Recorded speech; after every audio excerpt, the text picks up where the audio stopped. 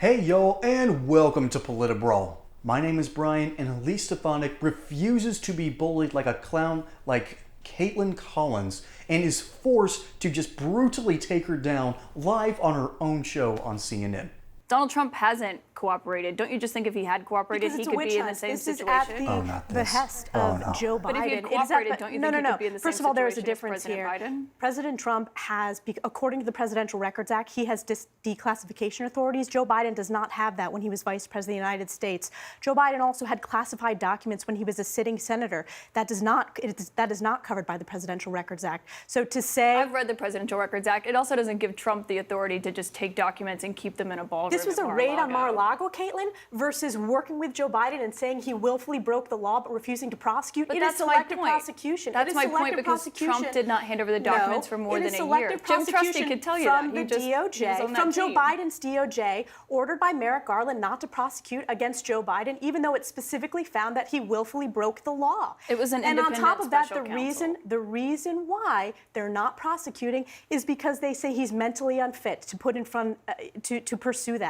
That is unheard of, and it is selective prosecution, and it's why people inherently know across this country if your last name happens to be Biden or Clinton, you get to live by a different set of rules than everyday average Americans. I think Hunter Biden would disagree with that, and I will note Robert Hunter Biden got a sweetheart deal. Let's talk about that. He's been indicted by the more about the corruption of the Biden Hunter family. Biden was indicted, and he's got a special counsel. This was a special counsel, and then got a sweetheart deal from Joe Biden's DOJ. I want to talk about you because I think, you know, in a lot of your public appearances and your public comments and you know, the resolutions that Republicans are introducing on Capitol Hill that you're a part of, people want to know if you're auditioning to be Donald Trump's vice president. Have you handed over any documents or been a part of any vetting process with the Trump team yet regarding that? I'm proud to be one of the top surrogates for President Trump. I voted for President Trump in 2016. I was proud to work with him. I've worked with him on his impeachment defense team when the first witch hunt started against him, perpetrated by the Democrats and Adam Schiff.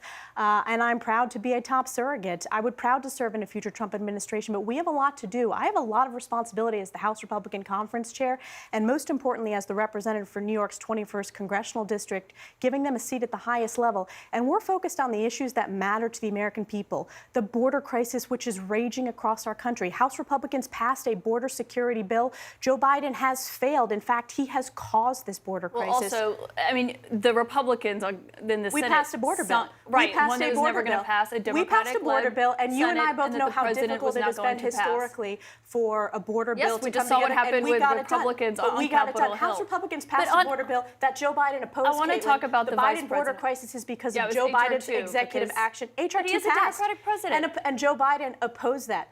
Right, because it was Trump-era immigration policies. The reason why he opposed it is because he wants a wide-open border, which is what his executive actions caused. Well, he said he was willing to shut the border down, but and he has the executive authority to do so. He has the executive authority to do so. No, I'm not. I'd like to return to my question. I'm not allowing you to just say something that's factually not true. She's right.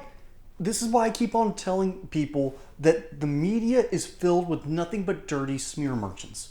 And if smug had a face, it'd be Kaitlan Collins right here. Good grief. First off, you have to deal with the issue that Joe Biden had illegally kept records in his basement pretty much unprotected.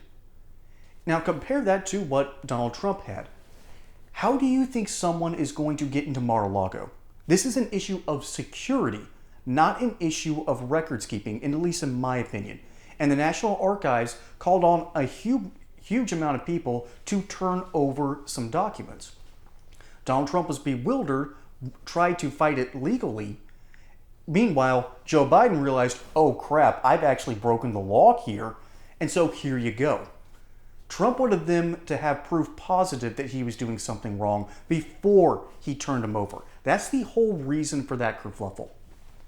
Then notice what Kaitlan Collins then suggests, that Elise Stefanik is doing all of this so she can be the VP. Hey y'all, this is a shout out to my friends over at Colonial Metals Group, where CEO Paul Stone and his expert associates fully understand the gravity of our current situation and want to protect your wealth backed by gold, silver, and other precious metals. Folks, we are in an era of record inflation. We have a Congress that won't stop spending and a president who doesn't even know what planet he's on. That's how bad the situation is, and that's why I'm partnering with Colonial Metals Group. And if you have a first-time account with these fine upstanding people, you will receive up to $7,500 worth of silver, a nice old safe to keep all the good stuff in. You will get Roth IRA accounts for free backed by gold and silver, and insurance and warranty on these items for 5 years, all for free. So call the number below or check out the link in the description and let CEO Paul Stone and his expert team help you now, because your wealth might evaporate before your very eyes. Protect your wealth, protect your family, protect your future with Colonial Metals Group today. Now, back to regularly scheduled programming. You mean a person who believes the way she does, votes the way she does, talks the way she does, is trying to grift? Is that what you're trying to get your audience to think? As a matter of fact, yes, that's the whole point. The whole point of Kaitlan Collins is trying to undermine people who typically are Republicans. She used to be in the right, or at least was in name only, and was merely in those circles to further her career. And I kind of believe that about her, because what she does is she tries to get underneath the skin of Elise Stefanik. It doesn't work. Stefanik is thick-skinned, understands things at a fundamental level, and throws all of it right back in Collins' face. Why? Well, one, she has the truth on her side. Two, she's living in reality. Kaitlan doesn't seem to be, because she is trying to get her audience to understand one thing. Orange man bad, and Republicans help orange man. She is out there with one goal in mind: undermine Republicans to the best of her ability. Granted, this is the best of her ability. Just a smug smile, a couple of dumb questions, and an attempt to clap back at someone. She is not... she's just not quite at the cream of the crop when it comes to this. At least Anderson Cooper has a little bit more integrity and is a little bit sharper. Collins, I wouldn't trust her to be a dog catcher. And she thinks that she's smarter than she really is. A lot of these media heads truly believe that about themselves. And Tucker used to do a fantastic job of just exposing people who think like this. He let them talk. He let them say things that were just fundamentally untrue, that they have been told time and time again by the mainstream media heads are true. And y'all, that is the point. The mainstream media, what it does is try to cater to the to the dominant class. And the dominant class is now rich white liberals.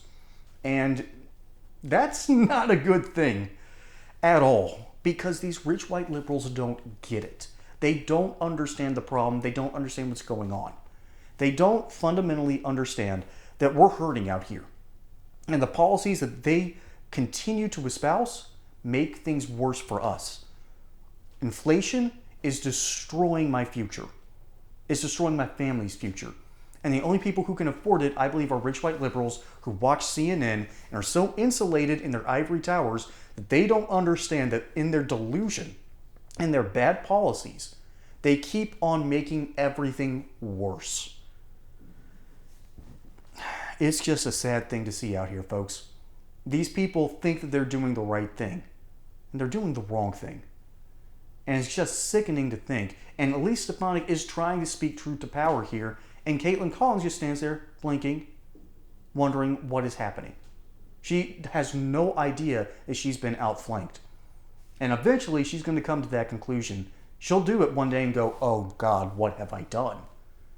And I hope that come to Jesus moment happens sooner rather than later. Folks, my name is Brian. Hope you enjoyed that segment here on Political Bro. Don't forget to like and subscribe. Catch you on the next one. And until then, y'all have a good one.